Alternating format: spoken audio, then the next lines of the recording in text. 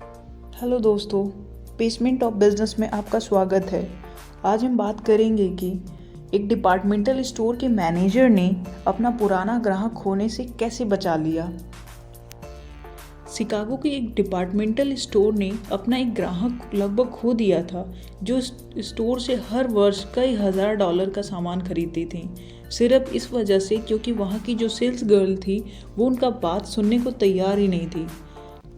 Mrs Henrietta Douglas ने special cell से एक कोट खरीदा था। घर आने पर उन्होंने देखा कि उस कोट की लाइनिंग थोड़ी सी उधड़ी हुई है।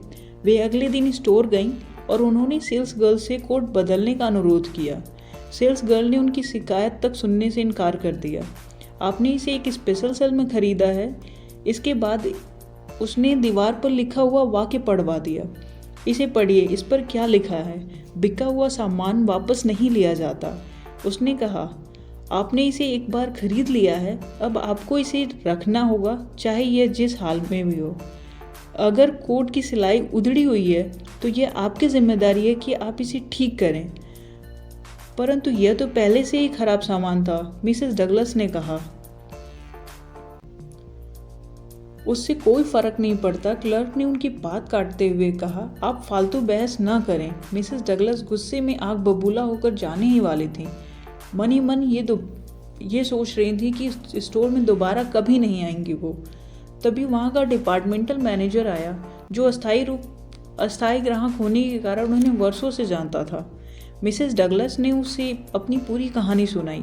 मैनेजर ने ध्यान से पूरा किस्सा सुना, कोट की जांच की और फिर कहा, स्पेशल सेल का जो सामान होता है हम इसलिए वापस नहीं लेते क्योंकि हम सीज़न के आखिर में अपना सामान बेचकर ख़त्म करना चाहते हैं। परंतु सामान वापस लेने का जो नियम है वो दोषपूर्ण सामान पर लागू नहीं होता।